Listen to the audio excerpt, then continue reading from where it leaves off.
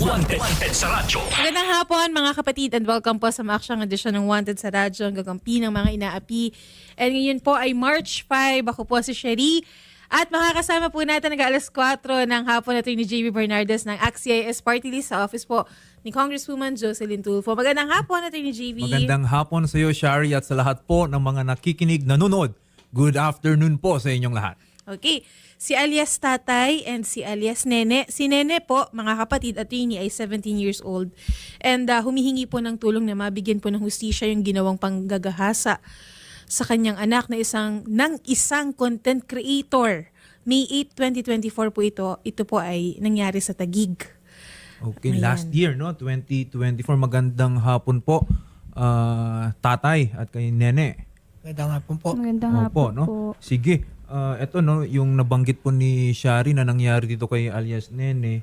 Ito, sensitibo ito. Yes, attorney. Shari, pero syempre, no, kailangan po nating aksyonan to. Hindi Opo. naman maliit na krimen. Yes, attorney, madagdag ko lang po, nag-17 po ngayon si Nene, nagsimula daw po ito nung siya ay 15 years old pa 15 lamang. years old. Yes. Okay, sige. Nene, no, maaari Nene nyo po bang ikwento sa amin? Una po sa lahat, no, etong nirereklamo po ninyo, paano nyo po ba ito nakilala? Nakilala ko po siya nung May din po. Nung una kaming magkita, pumunta po sila ng kasama niya na vlogger. Puro vlogger po sila. Nasa swimming pool area po kami noon. May party po na naganap. Doon ko po sila unang nakilala. Then, nag-picture-picture po kami. Then, yun lang ang nangyari noon after noon. Anong taon po yan? Anong taon po ba yun? Matagal-tagal na. Tagal-tagal na rin po. Siguro, almost 3 years na rin po. Okay, ilang taon ka noon nung nakilala nyo po ito? 14 lang po. 14 ka pa lang noon. Okay, so nagkakilala kayo dyan, nilapitan po nila kayo. Ano pong sumunod na nangyari, Nene? Ayun, nag-picture-picture po kami. Tinanong po ako kung ano pong pangalan ko, edad ko. Kasi parang nagandahan nga po sila sa akin. Lalo na po yung vlogger po na si Denso. Okay. So, naisip po nila, parang ewan ko, sinabi po nila sa akin na naghahanap sila ng talent. So, nakita nila ako, kinausap nila yung tatay ko na kung pwede magkita ulit. Kasi, Naghahanap sila ng talent. Yun ba yung nabanggit ninyo? Bakit? Ano to? Producer ba to? Etong... ano po siya, vlogger po siya, nag-charity po siya. And then, bukod po sa content niya na yon, meron pa po siyang ibang content na ginagawa. Paiba-iba po kasi yung content na ginagawa niya based po sa So, nung naghanap po sila ng talent at ikaw nga, yung nakikita, no, yung potential po ninyo, ano yung balak ipagawa sa inyo? kung depende nga po, yun po yung sinabi ko na, kunyari, mag-vlog kami, i-ano niya sa akin kangkong. Yun po ang ipabablog niya sa akin. Pupunta kami sa Sapa, magbablog kami doon, depende yung walang scripted po kasi talagang on wild nagsasalita kami based sa ano namin, Okay. So, sa iniisip namin ganun. alright, no? Now, sige, no? So, ano na po nangyari after po makausap po si tatay? Yun po, nandun po kami sa shop niya, pinapunta po kami, tinawagan po kami ni Miss Erica para pumunta daw po doon. Sino tong si Erica? Vlogger din po yun. Kasamahan niya? Mm-mm. Okay. Kasamaan po ni Sir Denso. Tapos yun po, pumunta na po kami doon. Kasi, ako wala po akong idea actually. Kasi, kakagaling ko lang po ng school noon. Then, after po nun, tumawag sa akin tatay ko. Sabi sa akin, pupunta daw po kami sa shop. Sabi, ang akala ko naman po, pupunta kami sa shop para bumili lang ng kung alin. Or motor ba yun, gamit sa motor niya o etc. Hindi niya naman po sinabi sa akin dahil wala akong idea. So, wala rin po consent ko. Then, after po nun, nandun na kami sa shop. Nagulat ako, sabi ko, ito yung mga vlogger na nung nandun kami sa swimming pool ito yung nakita ko Tapos dun na po nila sinabi sa akin na, gusto mo ba gawin ka naming talent? Gusto mo ba isama ka namin sa vlog? Total naman, kailangan mo ng pagkakakitaan kasi gusto mo tumulong sa tatay mo, sa magulang mo, ganyan. And din ako napaisip naman ako na sabi ko, pwede nga naman kasi wala namang masama dito, mag-vlog lang naman kami. Tapos, pwede pa akong kumita dito ng malaki, makikilala ako, pwede akong sumikat, matutulungan ko pamilya ko. Pumayag po ako sa kasunduan nila. Okay. So, pumayag kayo maging talent nila. Yung akusasyon po ninyo, ma'am, na pinagsamantalahan po kayo, paano po napunta doon? Ayun na nga po. Hindi ko naman po talaga alam kung paano nangyari yun eh. Kasi hindi ko alam kung bakit pinagseselosan ako ni Miss Erica. Hindi ko alam kung ano rin po yung nais na gawin sa akin ni Sir Denso. Siguro po nung mga panahon na yun, pinagsasamantalahan. Nung mga panahon na yun, sa tingin ko may pagtingin na po siya sa akin kasi iba na po talaga yung mga niya, galaw niya, kinikilos niya. Tapos minsan po may pinapakita siya sa amin yung sinisilawan niya kami ng pera, sinasabihan niya kami ng ganito ganyan. Parang nagpapasiklab po siya sa amin ganun. Okay. Hindi lang po sa akin, sa ibang talent lang din po na babae. Opo, no? Pero yung particular po, no, na insidente na kayo nga po, nabanggit kanina ni Shari, correct me if I'm wrong, no? Ginahasa Opo. nitong vlogger po na ito. Okay. Una po sila, no? Paano po nangyari yon? Saan po nangyari? At Nangyari sino-sino po- sila, no? Kung sino yung mga Okay. involved po dyan. Nangyari po yun sa Taguig, sa Lipas Kalsada, Taguig. So, May 8, 2024, nasa bahay po ako noon. Hindi na po ako lumalabas kasi pag madaling araw. So, biglang tumawag sa akin si Ate Erica. Tapos, tumawag siya sa akin. Wala siyang sinabi sa akin. Tumawag lang siya. Hindi siya nag-text. Hindi siya nagsabi kung ano gagawin. Sinabi niya sa akin, pumunta ka sa bahay. So, ako, in-expect ko naman, bakit pupunta sa inyo? Baka, siguro nasa isip ko, baka magbablog kami or baka gagawa na naman kami ng content. Pero sabi ko kasi, madaling araw na eh. Hindi naman tayo nagaganto, nagbablog ng madaling araw. Mostly, magbablog tayo mga hapon or ano. Eh, ganun naman ginagawa namin. Wala talaga madaling araw. So, doon ako napaisip, sabi ko, na, baka gusto lang ako patulugin doon kasi nga baka may biglaan na naman kami lakad. Mostly, ganun naman talaga po yung ginagawa namin. So, nung nagpaalam na po ako sa lola ko. Sabi ko, ma po kasi tawag ko doon, lola ko po yun. Sabi ko, baka pwede akong magpaalam sa'yo na pumunta muna kila Ate Erica kasi baka magbablog kami. Kasi pinapapunta nila ako doon ni Kuya Denso. Tapos nagtanong po yung lola ko, sabi, anong gagawin? Madaling araw na, hindi na pwede pag ganito. Alam mo naman yan, delikado. Ayun nga din, sabi ko nga po, oo ma, hindi ko rin alam kung bakit. Wala naman sinasabi sa akin nung nagtatanong ako kung anong gagawin Okay. namin doon. So, nagpaalam po kayo. Pumunta kayo doon, madaling araw nung kayo po ay tinawag. Okay. Nung pagdating po ninyo, doon sa kanila, sa Taguig. Ayun na nga po. Nung pumunta na kami doon, wala akong idea talaga kung anong gagawin. Ang iniisip ko lang, magbablog kami, gagawa kami ng content. Ngayon nung nandun na kami, pagpasok ko sa room, nakita ko si Sir Denso, nakaupo siya, nagiinom ng alak. Sabi ko, bakit may alak? Yun yung sa isip ko. Sino pong mga kasama? That night, wala po. Mag-isa lang po siya. Tatlo lang po talaga kami. Wala po kaming kasama. Sa labas, wala rin pong mga tao. Tatlo lang po talaga kaming. Ikaw, yung Denso at yung Erica. Apo. Okay. So sige po, no, nadatnan nyo siya na umiinom na. Ano na po nangyari nun? Yun na, hanggang sa umiinom na po kami nun. Then, nag-start na. Pero sabi ko, Ate Erica, hindi ako pwede mag-inom kasi baka pagalitan ako. Kasi alam mo naman, minor de edad pa ako. Hindi ko rin naman alam na magiinom tayo ng ganito kasi wala kang sinabi sa akin eh, di ba? Nagsabi pa po ako ng gano'n sa kanila. And then hanggang sinabi ni Ate Erica na okay lang yan, wala namang masama doon. Nagpaalam ka naman sa magulang mo, pinayagan ka naman, di ba? So okay lang yan, sama mo na lang kami. So ako sa isip ko bilang bata, wala parang nakisama na lang ako kasi ayoko maging KG sa kanila kasi pinakikisamahan ko sila eh. So yun, hanggang sa napainom ako, hindi ko naman kaya po yung tolerance ng alak. Hanggang sa napainom na po ako, nangyari na po yun, nagwakentuhan na kami, ang saya-saya na po, ganun. Hanggang sa mga kalagitnaan na po, napapansin ko na po si Sir Denso na parang may something na po sa galaw niya, na nag-iba na po yung tingin niya sa akin. Na nakikita ko na po yung galaw niya, sa gilid po siya nakaupo eh. Kami magkatabi ni Ate Erica. Nakita ko po na parang yung tingin niya po sa akin mula ulo hanggang paa po. Na parang Yung sa inaano niya, yung parang tingin niya na may something na talagang ganun. Yun na po yung nafe-feel ko sa kanya. Okay. Ang naramdaman mo, may mali siya na yung tingin. May mali, ayun po, may mali Ano siya. pong ginawa ninyo nung napansin nyo na Hindi ko gano'n po na nga? pinapansin. Kinakausap ko lang po si Ate Erika kasi patay mali siya lang po. Pero sa loob-loob ko kinakabahan na po talaga ako kasi hindi ko alam gagawin ko. Parehas kaming mga lasing na eh. Opo. Ayun, hanggang sa yun na nga po, nangyari na sobrang lasing na kami, nakailang alak na po kami. Si Ate Erika, hindi niya na rin po kinaya.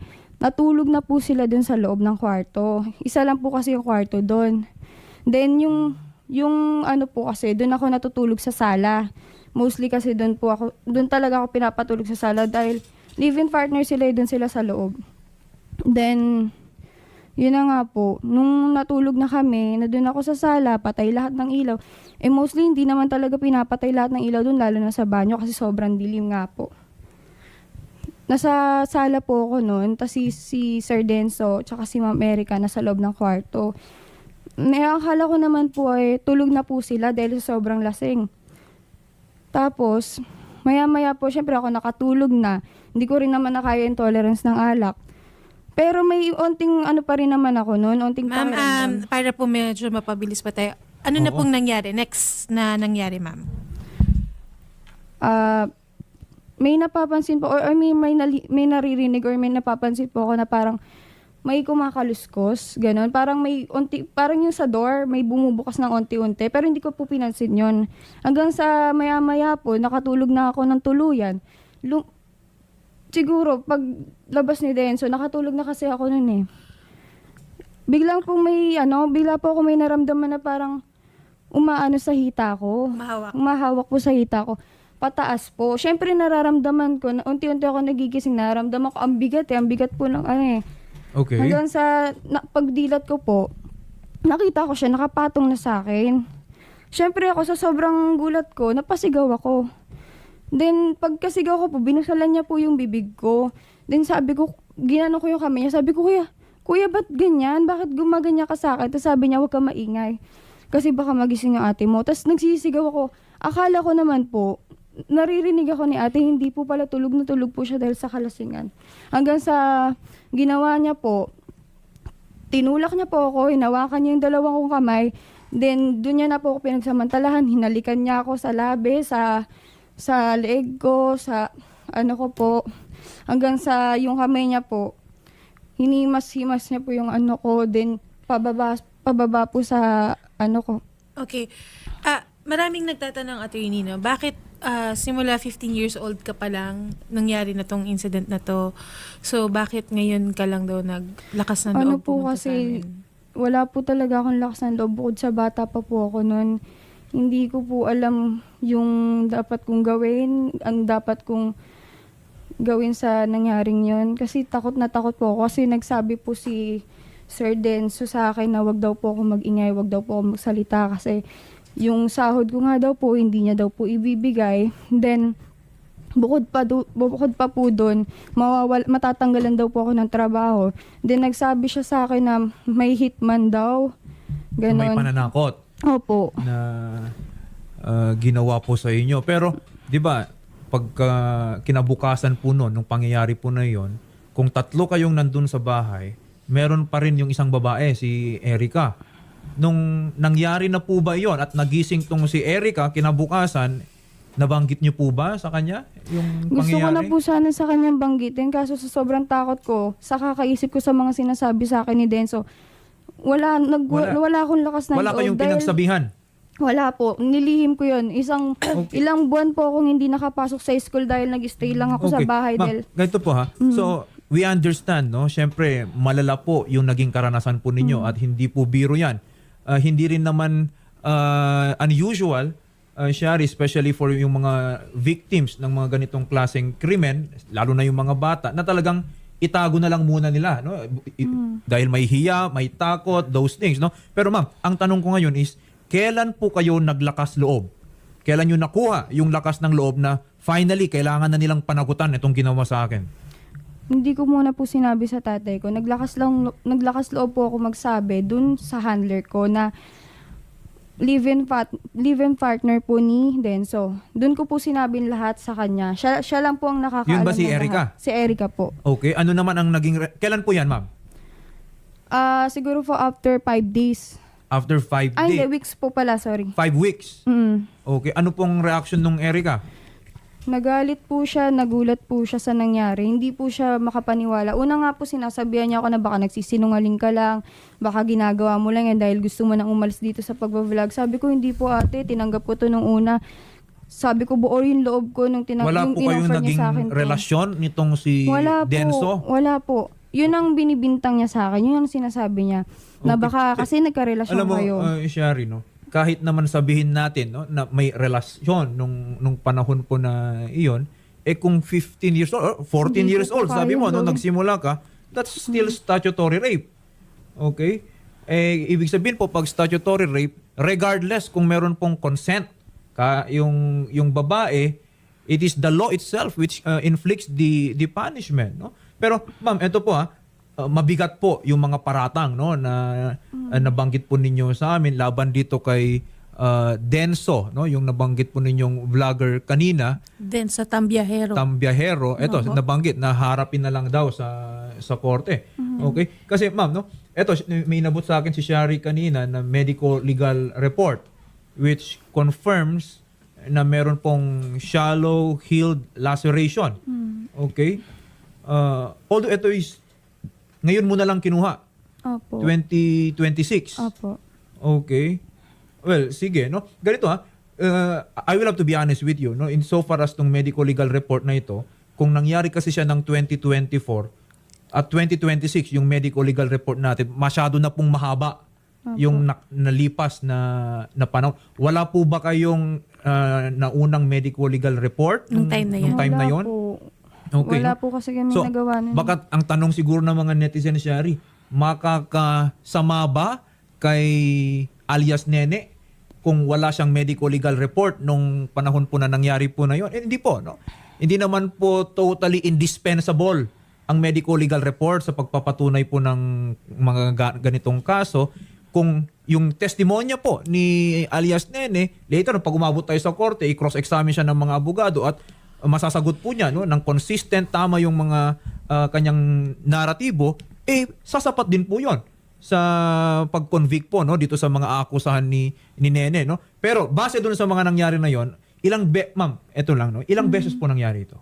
Actually, yung ni-rape niya ako, isang beses lang po nangyari yun. Yun po Pero- yung May 2024. Opo. Pero yung inaya niya po ako, maraming beses po nangyari na inaaya niya ako pero hindi natuloy. Isang beses lang po nangyari na inaya niya ako, na sumama ako sa kanya. Nung sinabi niya sa akin na pupunta nga daw po kami sa hotel para kumain, sabi ko naman po, kung sa hotel kuya, kakain tayo doon, bakit sa hotel po? Sinabi Okay. niya naman po sa akin na hindi, doon lang yung place na pupuntahan natin pero mag-vlog naman tayo Ma'am, after. pag sinabi po ninyo na maraming beses na kayo po ay niyaya, Maraming beses niya na ano po- yan? Labas tayo? Ganun lang? Or Opo, explicit talagang specific, particular yung sinasabi niya na niyayaya ka niya for anong klaseng gawain? Niyayaya niya po ako lumabas siguro para gusto niya makipag-date sa akin. Mga gusto niyang- invitation. Opo, ganun Okay. po. Pero yung mga yaya naman niya yun, hindi niya agad-agad na sinabi na sexual yung kanyang intensyon. Wala naman pong ganun. Hindi naman po agad ganun. Okay. Pero Yun lang parang ang dating feeling- na po sa inyo. Opo. Kasi nga, sabi niyo nga kanina, ba't naman sa hotel kung kakain lang? Okay. Kailan niyo po nabanggit sa tatay po ninyo itong mga pangyaring ito? Siguro si tatay po, attorney, sir, may gusto po kayong sabihin. Sige Opo. po. Nalaman ko lang po nitong February 23, 2026. Sinabi lang po sa akin ni Erica. Ang pagkasabi niya po sa akin, nag-chat siya na, alam niyo na po ba yung nangyari kay Pane? Sabi ko, anong nangyari? Sabi ko, hindi ko alam. Sabi niya, yung ginawa ni Denso kay Pane sa anak mo. Yun po. Tas- Okay lang. Ang nagsabi sa inyo is yung si Erica. Opo. Yung babae na kasama po ninyo nung araw po na yon, nung Opo. nung madaling araw po na yon. Opo. Yung kalibin po ni Denso. Okay. So in short, eto pong si Erica na nabanggit po kanina, siya rin po mismo ay gustong mag-initiate nitong para panagutin po yung kanyang live-in partner? Opo, siya rin po nagsabi. Sabi niya gusto niya rin daw po maging testigo. Okay. Well, ganito po ha. Insofar as yung mga nabanggit po ninyo kanina, well, material din po yung magiging testimonya or statements po ni Ma'am Erica given na she was nandun po siya dun sa scene of the crime. Although hindi malinaw kanina kung nakita ba niya or hindi, pero at least we get her commitment na handa po siya na magtestigo. Dating kinakasama. Dati ex-live-in na. Yes, ex-live-in na dati. po. Dati po. Okay. Ganito po ang gagawin natin dito. Ma'am Nene, una po sa lahat, no? Para magsampa po tayo ng kaso, mahalaga na meron po kayong sinumpuang salaysay. Especially na mabigat po itong kaso na ibinibintang po natin. At kung umabot yan ng korte, Shari, ano yan? Non-bailable yan. Opo. Okay? So, tatawagan po natin ang Chief. Sino yung nasa linya natin? Captain Melvin Garcia, attorney, yung Chief Investigation and Detective Management Section po ng Taguig PNP. Nasa linya po natin. Captain Garcia, magandang hapon po and live po tayo muli sa programa ni Idol Rafi Tulfo, Cap. Hello, good afternoon po. Police Captain Ibro Lengento, Chief ng Women's Desk. Sa Women's sa Desk po, I'm so sorry po. Okay. Magandang hapon po sa inyo, Captain. Good afternoon po. Opo, si Attorney JV po ito at live tayo ngayon sa Wanted sa radyo. Maaari po ba, Captain, no? Kasi may lumapit ngayon dito kay Senator Rafi, may allegation po na siya po ay ginahasa noong taong 2024. Sa ngayon po, ang nakikita ko dito, based lang dun sa testimonya niya, may mga prinesenta pa dito na mga parang conversation, may medical legal report. Pero pwede po ba namin i-refer sa inyo, isampa po natin yung nararapat po na kaso. Kung total, kakausapin nyo, i-interview nyo rin naman si alias Nene at itong medical legal report, galing na rin naman sa tanggapan po ng PNP. Okay po ba yun, Captain? Yes po. Anytime po. Basta pumunta lang po sa aming dito sa WCPD Taguig po at kami na pong bahalang mag-imbestiga. At ina-assure po namin na maisasampo po ang kaso at mabigyan ng hustisya yung nangyari kay Nene. Yes po, no? Captain, no, kanina ko pa po nakakausap si alias Nene. Mabigat po yung mga naging karanasan po niya dito. I understand, ha? Pag mga interview po natin, investigation natin sa mga ganitong mga kaso, mahalaga po yung kanyang statements. At actually, Captain, nabanggit niya kanina, meron pa pong mga iba na handang magtestigo. So, palawakin na po natin yung investigasyon para in the event na iakyat po natin to sa piskalya, malakas din po yung kaso natin. Yes po, no problem po. Opo. Sorry po, Captain, naipasa po yata ni Captain Garcia yung telepono po sa inyo. Pasensya na po. Kayo po si Captain. Hello po. Naipasa yung phone. Hello po. Chief, I think Chief ng WCPD ng Yes, Taguig. oo, ng Women's Desk. Opo. Kanina, oo. Pero habang inaayos po natin yung linya po ni Chief, no, tama po ba si Erica po ang nagsabi kila tatay? Opo. So, nalaman lang po ng mga parents dahil si Erica na dating live-in partner ni Denso Tambiahero yung nagsabi sa nanay at tatay ni Nene. At sinabi lang yan parang 2 weeks ago. Tama Yes, po ba? kaya Tatay? medyo napatagal Oo. din po. Nung sinabi po sa akin, agad ko po siyang pinuntahan sa lola niya. Kinausap ko po. Okay. Tapos, doon na po siya umiyak. Umamin na po siya ng ginawa sa kanya. Okay. Kaya ito na po yung nagtulak sa inyo na kumuha nitong mga Opo. medical legal reports. Kasi syempre, bilang tatay, gusto po ninyong mapanagot. Yung may Opo, gusto ko gagawan pong po dito. pagbayaran niya yung ginawa niyang pangahalay sa anak ko. Apo. Yun po bang inakusuhan ni alias Nene, nakausap ninyo nung kayo po, nabalitaan po ninyo itong nangyari? Hindi pa po. Hindi na. Alias Nene, kailan nyo pa po huling nakausap itong si, ano pangalan nun, Denso? Matagal na po, siguro last 3 years or 2 years po. Hindi na po kami nag-uusap simula nung nangyari po yun. Ang sabi po ni Erica, umuwi na daw ng probinsya, umalis na rito para takasan yung ginawa sa kanya. Tapos Okay. lahat yung mga video niya po, pinagbubura po. Well, hindi po yan matatakasan, especially na kung yung testimonya, yung mga statements ni alias Nene will be clear on themselves. Ipapaimbestigan naman po natin ito, kailangan pong harapin, no, yung mga ganyang klase po ng mga akusasyon. Opo. Okay? Kaya ganito po, no, ang gagawin natin, no, alias Nene, no. We understand, no, yung naging karanasan po ninyo naging mahirap po sa inyo. Kaya we cannot blame you kung itinago nyo po muna. Hindi po ninyo binanggit kahit kanino. Kasi, Shari, yung mga ganitong mga bata, no, mga biktima, talagang they are very scared, no, dun sa mga ganitong pangyari.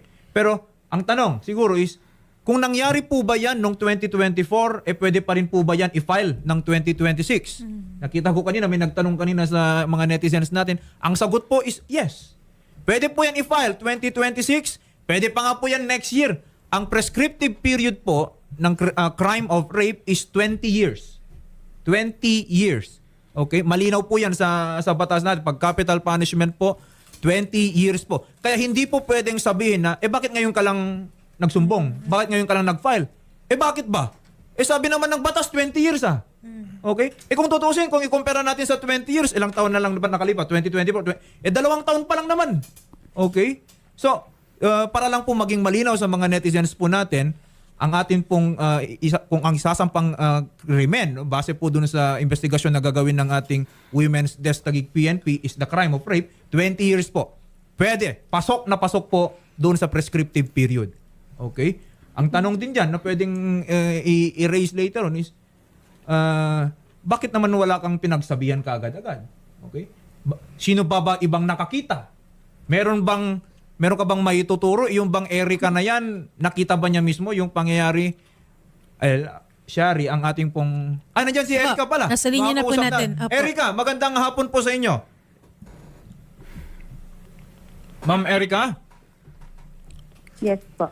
Ayan, Ma'am Erica. Hi Ma'am Erica, live po tayo ngayon sa programa ni Idol Raffy Tulfo. Kakausapin po kayo ni Attorney JV. Okay, Attorney. Yan.